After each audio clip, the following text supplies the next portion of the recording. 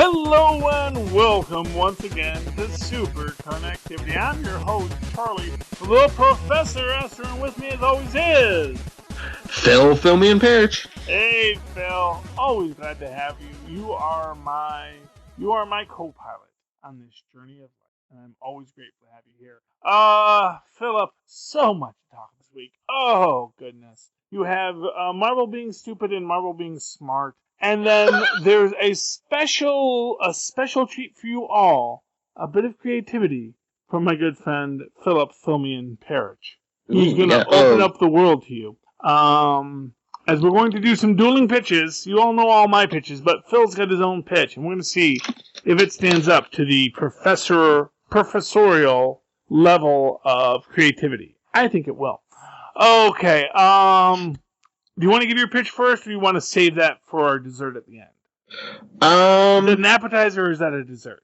We could do it now. Okay, so Phil, let's have our appetizer. Let's wet our creative whistles. Phil has a pitch he'd like to give us for a Netflix idea. Now, Phil, I've already expressed what my Netflix idea is, which is Volstagg and Lady Sif traveling the country solving crimes. What is your pitch? I don't know if anyone's thrown this out yet, if this idea isn't out there yet, but I know we're getting Defenders. I wonder if we're going to get like a Heroes for Hire with Luke Cage and Iron Fist, but I would love to see this all as its own series, but if we can't, they could fold it, I guess, into a Heroes for Hire show, but I want to see the team. They've done it in the comics. I want to see the team because they're a great part of the shows they've been on. The team up of Colleen Wing and Misty Knight. Oh, yeah. Yeah, honestly, the Misty Knight Colleen Wing, I mean, we're all waiting for that. Yes. I mean, honestly, here's what I'm going to tell you. That is, I think, the weakness of Iron Fist. And I like Iron Fist. I've seen the first 4 episodes, and I'm really kind of hooked on it. Maybe it tapers off. I don't know. But, one of the things you get about Iron Fist is how much Iron Fist is not the most interesting character in his story. Iron Fist is kind of like the medium for which all of these other interesting characters play out. Characters like Jerry Hogarth, character who it's funny because she's introduced in Jessica Jones, and so people think of her as that. But of course, the whole thing about her, the reason why she has the ties, so it's sort of like they're, Iron Fist kind of is like your primary hero, but now he's like kind of stuck in the secondary hero role. In a way, it's sort of like how Cap is supposed to be the first Avenger, but you kind of start with Iron Man and the Hulk. It's like you had all these other characters before him. So when you get to his first Avenger story, you kind of miss the fact that, this was like actually supposed to be the start. And you are going to see this. I think that's going to coalesce when we get to Defenders. Because yes, other people have this association with Jerry Hogarth. But Danny Rand is the man who has the pull with Jerry Hogarth. And I think that's what we're going to get in Defenders. We're going to get that building out of our Defenders' central argument. And for what it's worth, as an interesting point of order in all this, there ain't no Avengers no more. So maybe that is the vacuum that the Defenders have to fill. Won't that be an interesting point of order? But yeah, we all want to see Colleen Wing and Misty Knight, and they haven't even met yet, as far as I know. I don't know if Misty shows up in the later episodes of Iron Fist. I haven't gotten that far yet. I don't know if you want spoiled. I've watched everything but the last episode, and I haven't seen any Misty Knight. So. Oh, okay. Way to spoil it, man. But that's okay. I wasn't actually expecting her, because I think that's going to be a little too coincidental if we get Misty Knight in here. We already have Night Nurse, and we have Hogarth. We have Hogarth, and then we have to build out Colleen Wing and everybody else in this too. But we'll see where it goes from there. I'm very excited about it. But the Daughters of the Dragon, because it's actually supposed to be the Daughters of the Dragon. That was their 2 comic books. You had Misty and Colleen. And hey, maybe that's what happens in the last episode. Maybe like Colleen's looking for a roommate, and in walks Misty Knight. It's like, yeah, I need a place to crash. He said, you don't have any superpowers, do you? He says, nope. I hate people with superpowers. Me too. Wah, wah. And that's your wacky ending. I hope that's the end. I hope there's an after credit scene with that. But you never know on Netflix because they don't give you the full credits. That's the problem with Netflix. Yeah. There could be all kinds of after credit scenes hiding in there. You never know. Okay. Oh, I forgot. We have that email too. Remember? Oh, we have an email from whom? Stockton Piner, of course. Stockton Piner. What is it? What is that guy yammering about? Okay, why don't you read us Stockton Piner's email? Because I miss it. There was one I forgot to read from Kenneth about Iron Fist, because I forgot to read that in the last two Iron Fist episodes. So I have to remember to do that with me and Maz this week when we do the next couple episodes. I'll get to you, Kenneth. But what does Stockton have to tell us? He says, "Victory is ours, my friends. I just read the good news that Marvel has seen the error of its ways, and beginning in May with Secret Empire #1, the digital code will once again match the title purchased and include an additional bonus title. We made our voices heard, and Marvel is responding. I am ecstatic about this, although my wallet is already feeling the sting in anticipation. I guess this means I'm back on board. I will begin reinstating Marvel titles to my pull list effective immediately." Hear that, Marvel? "I know that the bonus digital content will probably still be the first issue of an upcoming trade, but I'm hoping Marvel uses this as an opportunity to make amends for the books that did not have digital copies over the past couple of months. What if they gave us Unworthy Thor #4 and 5 with upcoming Mighty Thor issues, or connected Karnak #6 to an issue of Royals or Secret Warriors? This would be a fantastic way of helping readers fill in gaps in their digital libraries that were 100% Marvel's fault. In fact, this could be an excellent way to encourage the readers to try new books. For instance, I am not currently reading Unstoppable Wasp, but if Marvel were to announce that the next two issues included digital copies of Uncanny Inhumans 19 and 20, then they just sold 2 issues of Unstoppable Wasp. For now, I am just happy that Marvel's listening, and I can go back to reading the comics I love without my feelings about the business getting in the way. Keep up the good work, and I will write in again soon. Stockton Piner. P.S. I've been thinking about getting into the world of podcasting. Any advice and assistance you guys could provide would be greatly appreciated." Well, Stockton, if you're ever interested in podcasting the fantastic DC show Powerless, I'm looking for a partner. So, right there, I give you a free in. If that's not your speed, then I can't help you. No, advice on podcasting is have something you want to podcast about. Ask Rob if you could podcast about it. Rob will most likely say sure if you can find a partner to podcast with. And if it's something interesting, Rob will help you find someone, because Rob is awesome in that way. Rob, who is our fearless leader, who is the Stan Lee of podcasting, has helped us all. He reaches out. He says, "Okay, I'll help you start your first one." And say, "Okay, let me see if I can find someone to podcast with you." And then you all work together. The established helping out the young until the young learn the ways, and then they start bringing in other people. In the way that I brought in Maz, who had never podcasted before, but I said, "Hey, Maz, you're a cool guy and you're smart. Why don't you podcast with me on the Hulk?" And then we moved on to all the Netflix shows. So, as far as if you want to get into podcasting, man, the way you get into podcasting is you start podcasting.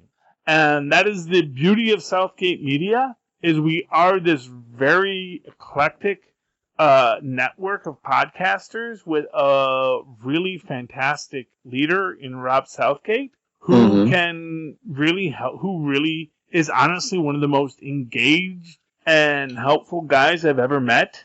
And so I highly recommend you come and meet him. And that's my story on that. Okay.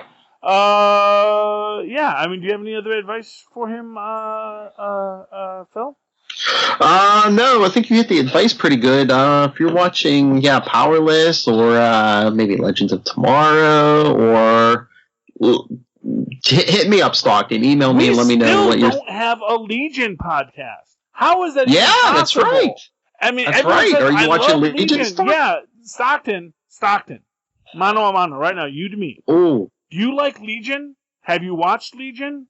Give Legion a watch. Ooh, I just thought of a power team. What about a Stockton Piner and Kenneth Smyson Legion podcast? I'm sure that'd be awesome. Although then you got 2 new guys moving into the. Yeah, that's true. Yeah, I mean that's the thing. You kind of want. You know what you might want? You might want like a 3rd guy there to ref it, and then let them take it over. You know. What? God, you can't push the baby birds out of the nest too fast.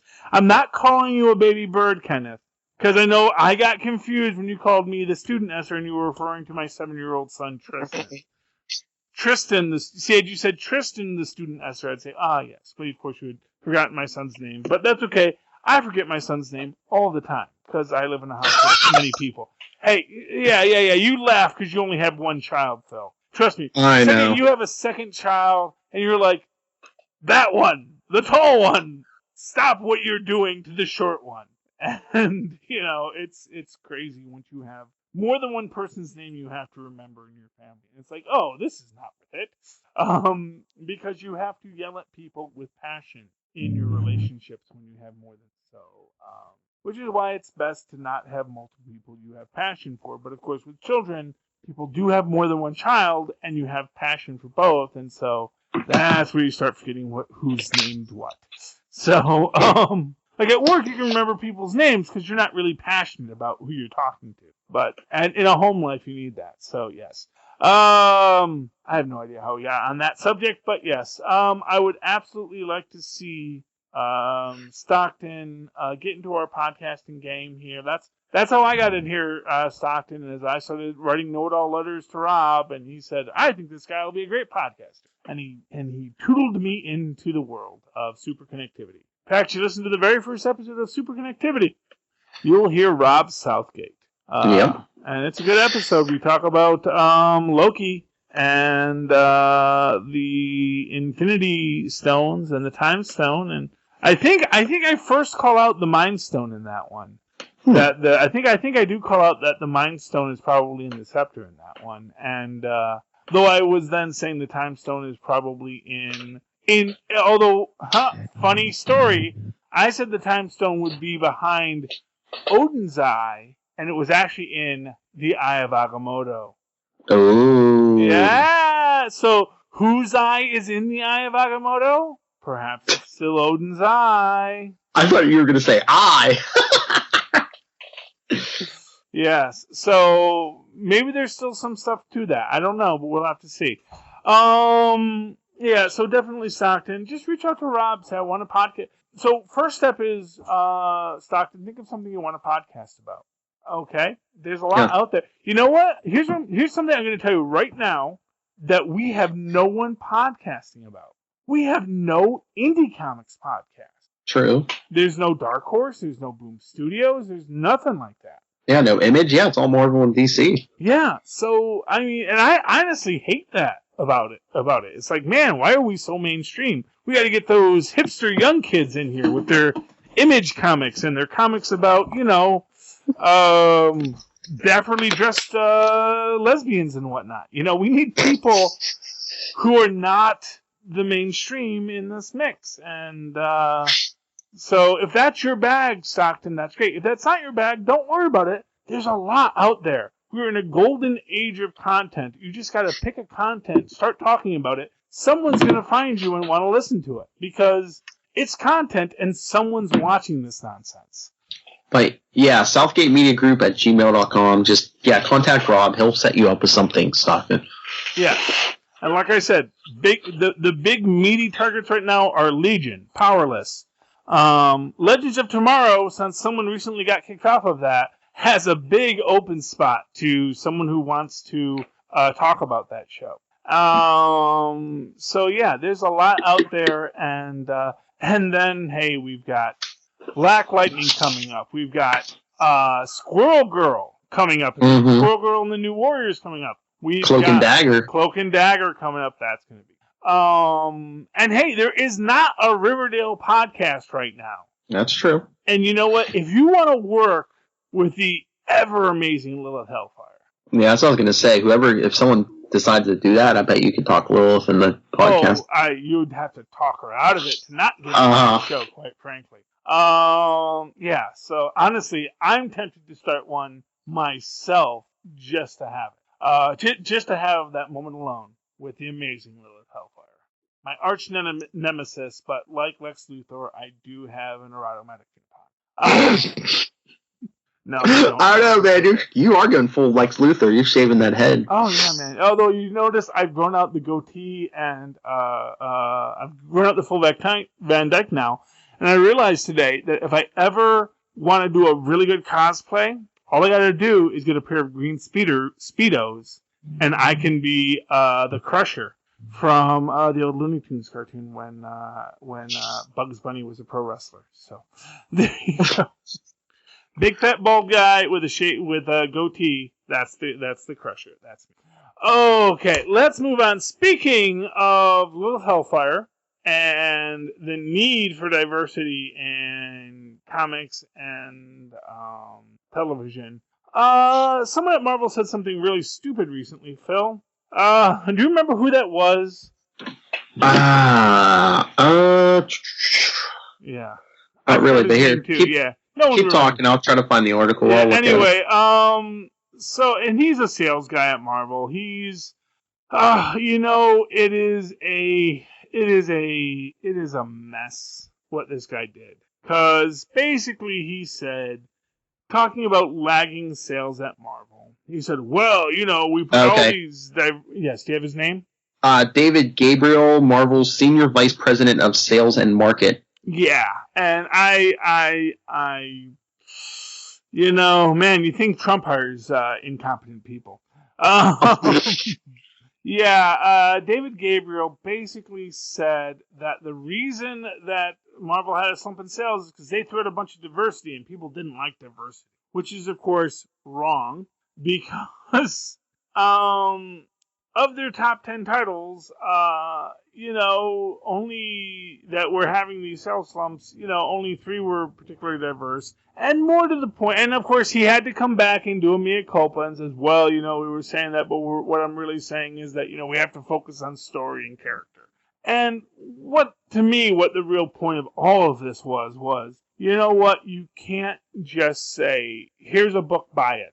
Mm-hmm. You have to have something worth buying, because even if you make a story that is interesting, if you don't have a story that's good or a story that's important, people aren't going to buy it. And I find myself doing this all the time. And you have what I like to say is honestly, and I don't want to make this into a social justice warrior podcast, but although, hey, Stockton, there's no social justice warrior podcast currently out there. I don't know where your stance is, but you know what? And hey, you know what? As Phil said, I'm looking for someone to talk politics with in a randomized podcast. So, but I don't want to go there, but there is this thing that movies featuring white males can fail all the time, and no one says, "Oh, people just don't want to see movies about white males anymore." But the second you have a female-led movie that doesn't do as well at the box office, immediately people say, well, that's because nobody wants to see these, people who aren't white males at the box office. No matter how many times films featuring white males fail, there's always a film featuring a white male that succeeds. And so you don't worry about it. It's actually where I used to have this, I may have mentioned this before, but what I used to say is the women aren't funny paradox. Mm-hmm. People will say women aren't funny because if you go to a stand-up show, you're going to see 6 comics. 2 will be women, 4 will be men. And, you can have 2 women that bomb and 2 men that bomb. Or you can have 1 woman that bombs and 1 man that... you can have 1 woman that bombs, 1 woman that hits, and 2 men that bombs and 2 men that hits. It's the same ratio, but because you're looking at it by gross numbers, you say, oh... there were twice as many funny men as funny women. And it's like, you miss this point that actually the ratio of funny men to funny women is exactly the same. But because you see, because there are more funny men given the chance on stage, you see them as funnier than the women who were not given the chance on stage. So, and this brings us to what I think, I don't know if this is going to be a blessing or a curse, but, of course, Ghost in the Shell has been shellacked. And not for nothing on Ghost in the Shell. It's still going to make like $200 million. Mm-hmm. They just spent $250 million on the dang thing. So it's like, when you talk about but Scarlett Johansson is going to take the blame. And they're although it's an interesting thing because they're like blaming both the whitewashing controversy, and I'm sure that Scarlett Johansson will take some blame for it. And if you want to say there's a good thing to come of this, here is like your absolute optimist take on this. Okay? Mm-hmm. Because as I said before this, and I've mentioned this before, that I think one of the things that is keeping the Black Widow film from being made today is that I think that Scarlett Johansson can demand too much money for it. That when people are saying, "Oh, we need to make a movie with the Black Widow," they say, "But we have to pay Scarlett Johansson like Robert Downey Jr. money." And honestly, we can barely afford one Robert Downey Jr. We don't need a second one.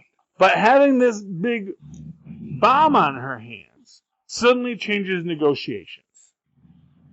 So I think that because of Ghost in the Shell's failure, because of poor writing and poor structure and poor marketing, I think we're actually going to get our Black Widow film. I think we're going to get the Black Widow film because I think that's going to bring Scarlett Johansson's stock down just enough that she's going to be able to have her, and now she needs her big hit again. Yeah. She needs to come back swinging hard. So you have the situation where Marvel wants that Black Widow film. Scarlett needs that Black Widow film. And they can find a fairly negotiated price, which is going to be, honestly, we're talking about the difference between 10 and 20 million, which is a huge amount to pay an actor. Mm-hmm. But if you think about it from an individual point of view, 10 to 20 million, yes, I know I could spend 10 million in my life, and I could probably spend 20 million in my life, but the difference between spending what I would buy if I was given 10 million and what I would buy if I was given 20 million is probably relatively negligible, Yeah. And even, and especially for a Marvel, like if we're talking about the Black Widow movie, for a Marvel movie, those things make a ton of money. And then just with the merchandising, you can merchandise Black Widow action figures and all kinds of T-shirts. And let's be honest here. I know they're putting a lot of money on Alison Brie. Black Widow is the star. Black Widow is their Wonder Woman. Yeah. I think Black Widow is more the Wonder Woman of the Marvel Cinematic Universe than I think Wonder Woman is going to be the Wonder Woman of the DC universe. In fact, right now, I think they're really hoping that Batgirl is going to be their Wonder Woman. Well, that's what I'm saying. That's what I was going to say. DC has the Wonder Woman movie. They're, pushing Harley Quinn to be a big figure over there, and then they're coming out with the Batgirl movie. So do you think... Marvel's going to have Captain Marvel movie coming out, but yeah, you think they're going to be looking for more solo female-driven movies, so maybe it is time for a Black Widow movie? I think they need to, and I think they want to do Black Widow. That's the thing. I think that basically Marvel waited too long on Black Widow, found themselves priced out of the Black Widow market because Scarlett Johansson had hit after hit after hit. Now Scarlett Johansson has had a black mark on her record. And again, even though she's bringing in $200 million on the dang thing. And let's be honest here, that movie making $200 million is Scarlett Johansson. Oh, yeah. There ain't $200 million worth of Ghost in the Shell money out there. Because you know how you know? Because the previous Ghost in the Shell movies didn't make $200 million. No. That's the thing of it. It's like, this is not a new property. This has been around for a long time. Scarlett Johansson is the $200 million woman. And they're making it off of Scarlett Johansson. The fact that whoever was producing and writing and directing this film didn't know how to use Scarlett Johansson properly is not Scarlett Johansson's fault.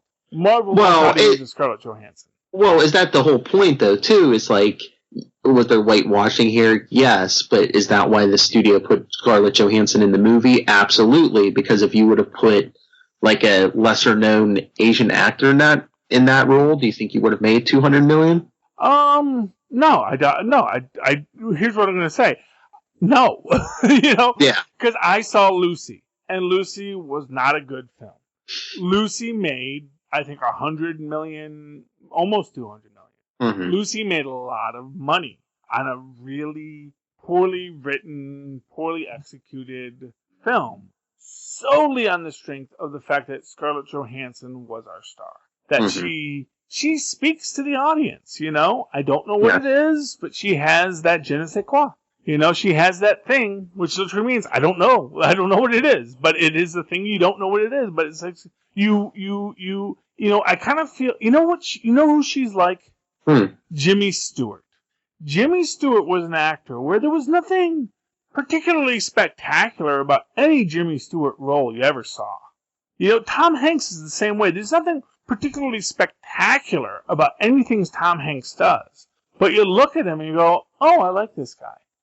I want to see a movie with this guy. And I feel that that's the way with Scarlett Johansson. And it's not even just that, oh, she's a pretty sexy woman. I think it's like, no, it's way beyond that. It's like, not only is she a pretty sexy woman, but she's also, oh, she's a pretty sexy woman I kind of want to have a coffee with. Yeah, she's very attractive, yes, but like you compared her like Tom Hanks and that. So do you think are there these actors with these superior acting skills, but they kind of come across as like they could be the person who lives next door to you? They come off as the every person. Yeah, well, yeah, I think that Scarlett Johansson can be both the every person and the amazing person. Yes. And I think that's what Tom Hanks does. Tom Hanks is the ordinary man in the extraordinary circumstance. And I think that Scarlett Johansson is the ordinary woman in the extraordinary circumstance. You know, and I think you totally buy her in that. And I think that's why Black Widow, you know, why she's like the perfect Black Widow. Although, I mean, arguably, the actual Black Widow character is supposed to be a honeypot.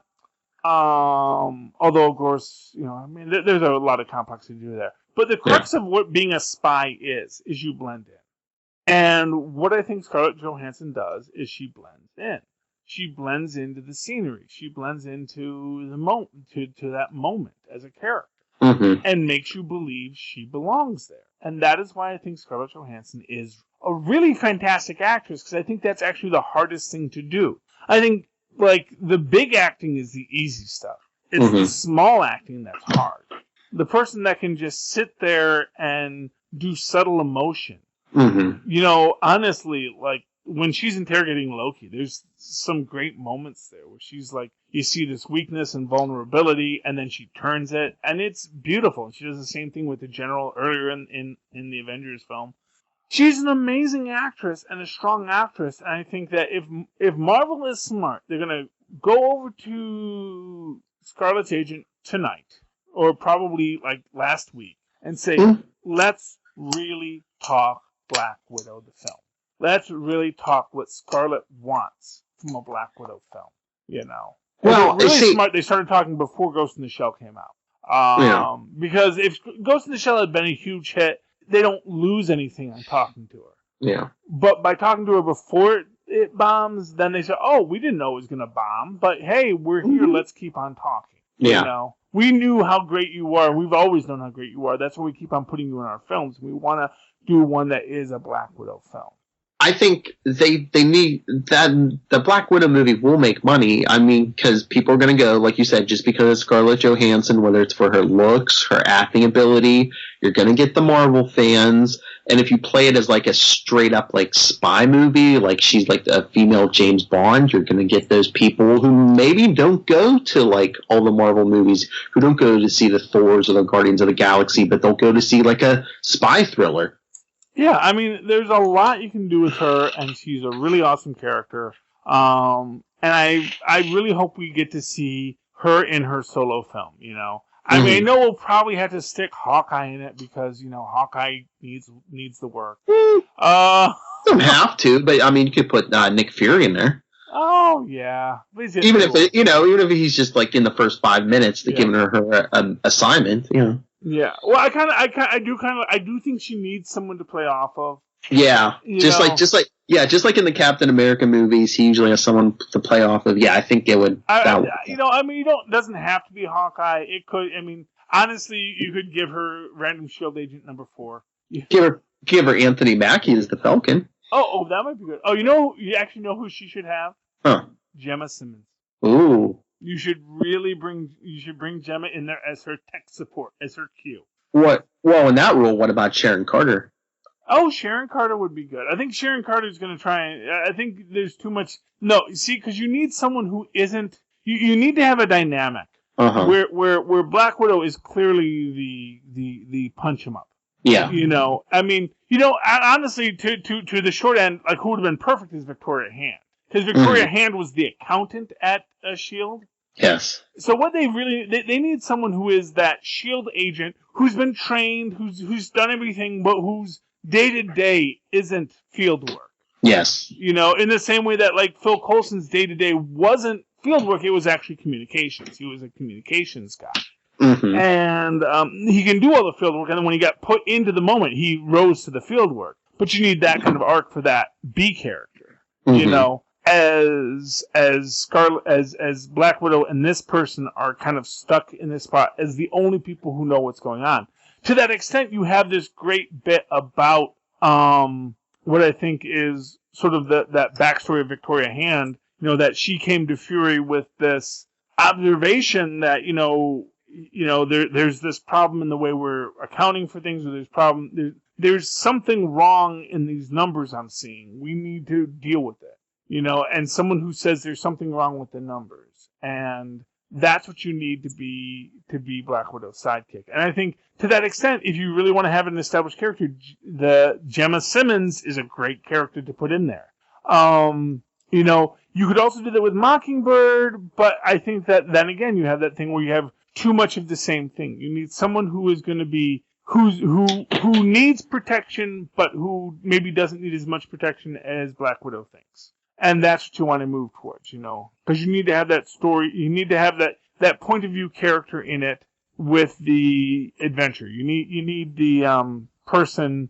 You need that person. You need the companion to the Doctor.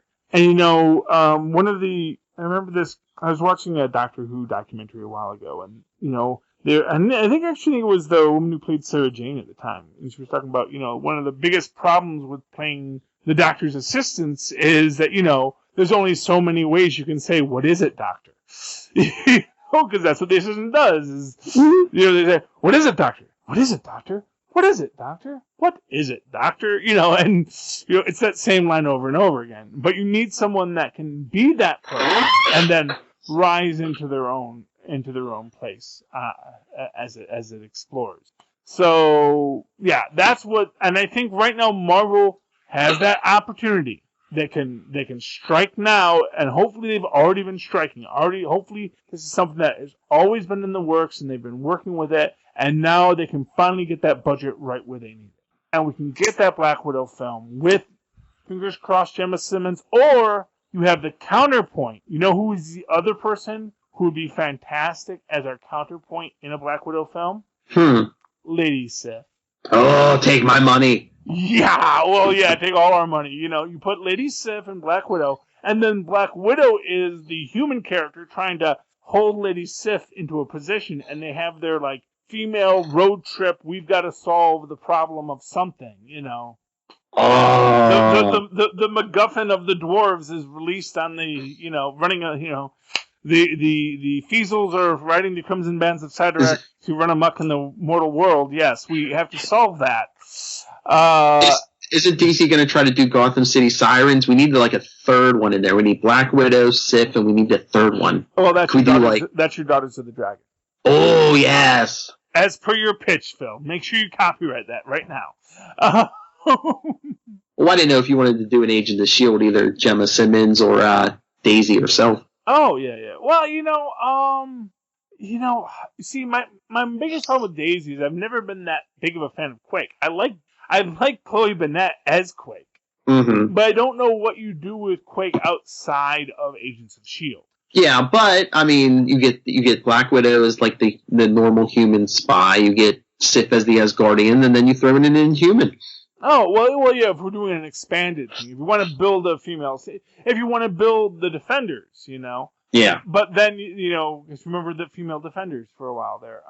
But then you get Misty Knight and Colleen Wing and Black Widow and Valkyrie, maybe Clea in there as well, and Madame Mask just for fun.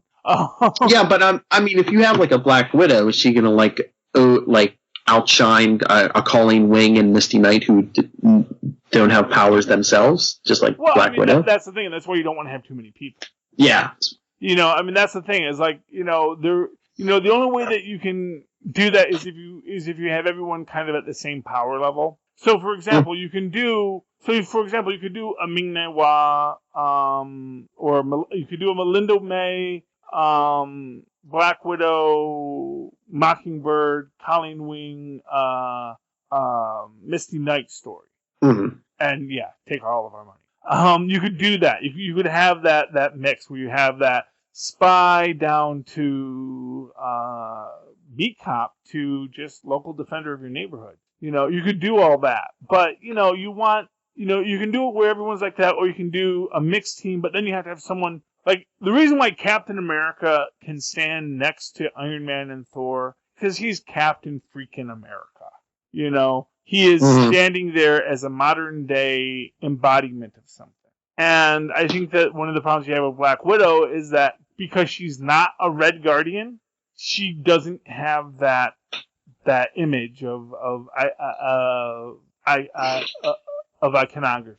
Mm-hmm. So you don't want to overpower her. So you want to have. I think with your Black Widow film, you want it to be just Black Widow and her partner, whoever that's going to be. And you could make it a male partner, you could make it a Hawkeye, and that's kind of fun because they do have a nice dynamic, especially because it's a platonic dynamic because Hawkeye is happily married. Yes. But I would really love to see. Like I said, right now I'm just married to the idea of Hawkeye and Simmons. Maybe you have Fitz and Hawkeye in like little side bits here and there, but Hawkeye and Simmons as the ones having to deal with this problem. Because maybe, what would be great with Hawkeye or with Black Widow and Simmons? Because they're the only ones that don't see history and reality being rewritten by some sort of cosmic cube event. Because they're like at the epicenter. Yeah, like some kind of time travel nonsense. I was gonna say like this week's Agents of S.H.I.E.L.D. Well, sort of like that, yeah. And let's move on to that because that does open up some other things. Agents of S.H.I.E.L.D., which very strongly I think feeds from what Nick Spencer is doing over at Captain America. What we're going to be seeing in Secret Empire. And for what it's worth, that is like I think the one thing that I think the TV universe has over the movie universe. Is the TV universe, because first off, it is produced in the same time frame as the comics. Mm-hmm. And because the TV universe and the comic book universe are both under the same masthead. Remember, the movie universe got moved under its own masthead. The TV and the comic book universe are, I think, much more connected as far as story. So I think the fact is that, I think that What If was very much informed by the Hydra Cap story. Mm-hmm. And one of the things I think, because I think we see this in both what we saw last week on Agents of S.H.I.E.L.D. and what we saw this week in Captain America, which was this idea that, Hydra made a deal with the Nazis. And because Hydra made a deal with the Nazis, Hydra became a Nazi organization. Mm-hmm. And that's the thing. Is like Hydra is this ancient organization. It has this great history and this difference that goes back centuries. But then they decided to become Nazis. Well, and the other problem is Madam Hydra. Should we spoil who Madam Hydra is? Oh yeah, well, Elisa in the book. Or in the movie. No, on the TV show. And of course in the TV show. Well, okay, so a lot of stuff to talk about here. Okay, so here's my thing about the fact that Ada is Madam Hydra. See, that's what I was going to say. That's the problem. That's the other thing about Hydra is they're being led by someone who isn't human. Well, no. See, that's. I think this is going to be the information that we're going to get at the end of this. Which again, I think is the comic book and TV universes feeding into each other and talking to each other in a way that maybe the movie and comic books aren't anymore. Because here's the thing, what got established in the TV universe is that Hydra was a cult dedicated to ancient old gods from beyond the earth. Okay. Mm-hmm. And now in our comic book universe, we have Elisa who is talking about the deal she's made with the devil. and these other ancient gods beyond the earth. Even saying that she was once offered to be the wife of the mate of Chetan, which of course again ties into the Darkhold, because, and this is this thing, Hydra, the Darkhold, the Serpent Crown, what they all have in common in our TV universe and the comic book universe, if we want to tie it all together, is it's all about bringing an old god to Earth. And the Darkhold is in the Marvel, in the comic book universe, is a tome whose purpose is to bring the dark god Chetan to Earth. And so when Ada looked into it and was told its secrets and was told it could make her a real girl and it could bring the dark god Chetan to Earth, it reached out to create a world based on the only structure it had, which was the other organization trying to bring an ancient god to Earth, which was Hydra. And when we look at Captain America, again, we see this idea of Elisa and ancient gods and this ancient organization of Hydra and how they're dealing with the existence of superhumanity, which again brings me to Secret Empire, which we're leading into, and two very important points that were both in CBR today. Item one was Axel Alonso talking Secret Empire and basically saying Cap is not the good guy. Captain America is not a misunderstood hero. He is 100% the bad guy. This isn't heroes fighting heroes. This isn't heroes having a misunderstanding. This is Cap going completely evil. Mm-hmm. But the other thing they released today is the first 8 pages of, or a set of 8 pages of Secret Empire #1, or possibly Secret Empire #0. Which starts off with the fascism of Hydra and, come here, you traitor, yada, yada, yada. But then cuts to a scene of Cap talking to some ancient monster. And you get this great scene of Cap basically saying, I get why you don't understand what's going on, to the monster. I know that this was something that was almost treated as a game before. But understand it's not a game anymore. You think you can just come into my city and hurt people. You are not allowed to. And we will stop this. And we are not going to pull our punches. We are not going to make this anything other than the utter decimation of those who would do us harm. And it creates for me what I think is the conundrum of the... What's the word I want to use? The conundrum of the argument of superheroism. And what I mean is, once you introduce a fantastical superhuman world, can you have a realistic world that isn't by its nature fascistic? And what I mean by that is, once you have the idea that there are secret organizations like Hydra. There are the Brotherhood of Evil Mutants. There are people with insane powers. There are weapons of mass destruction in your neighborhood that could go off at any minute. That a person who has felt perceived indignation can take it out on every person around them in a way that would make an AK-47 wielding madman seem quaint. That this universe is so much more dangerous. Mm-hmm. That when you make that dangerous universe the reality, suddenly that idea of the fascistic hero that Captain America wishes to be is not that out there. And when you talk about something like, Osborn was right,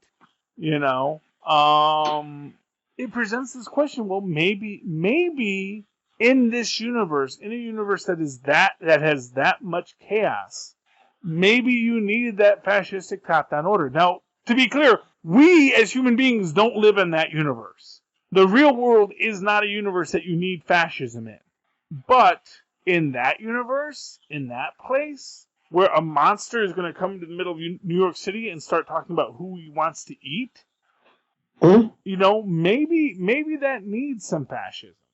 Maybe you need something. Maybe you need someone who's going to proactively deal with the Magnetos of the world. Now, of course, the counter argument is yes, but what about all of the not Magnetos, all of the angry young men who could be good if they only had a Charles Xavier to lead them, but instead are going to be crushed under the heel of a Captain America? What of them? And that's where it gets to be a complex question, because it's easy to say it is better to let 100 guilty men go free than let one innocent man suffer, unless you are the victim of one of those 100 guilty men. That is of course what fuels fascism in our real world. But I think it makes a much more salient argument when the things you're facing are so much greater. So, I mean, it's an interesting thing. I do think Captain America is the villain. I do think he will be hoisted by his own evilness, because villains often are. But I do love how they've presented it and are taking it, and I can't wait to see where it goes. But, yeah, that's Captain America the Fascist. It's interesting. I can't wait to see what villains have to come to set him right. I'm still waiting for, true patriot William Burnside to come back and say, I don't know what's wrong with you, Steve, but you're not the right Steve Rogers. You're acting like I was when I was crazy. And that'll be a great thing. Okay. Anything else you want to talk about tonight, Phil? No, I think we covered everything we set out to cover. Okay, sounds good. So, ladies and gentlemen, if you would like to reach out to Phil me and Parrish, the backbone of the Southgate Media Network, the hero to us all, the inspiration to us all. Phil, how can they reach you if they want to talk about things? You can talk to me and my big head, NightwingPDP at gmail.com. On Twitter, I am at NightwingPDP. And check out all the wonderful programming on Enough Said, Legends of DC, Before the Bat, Channel 52, and This Week in Geek. But before I let you go, I don't think we do this every week. Superconnectivity it's on Facebook at facebook.com/Superconnectivity Podcast, and our Twitter is at SuperConnectPod. Okay. And, of course, if you ever want to write to me in that old-fashioned email way, you can always do so at superconnectivityblog@gmail.com. That's superconnectivityblog, all one word, @gmail.com. This is the only podcast in which my email address makes sense. And, of course, follow me on Twitter as I live tweet Powerless. Come join me, Stockton, or Kenneth, or both of you, over in the world of Powerless, or any of the other shows I do, including Legends of Tomorrow or Agents of S.H.I.E.L.D. when I can stay up for it. It's 10 o'clock. That's hard for me. At Charlie Esser, that's CharlieEssser. Look for the 2 E's right there in the middle for the quality. All right. Thank you for joining us once again, ladies and gentlemen. Please connect with us.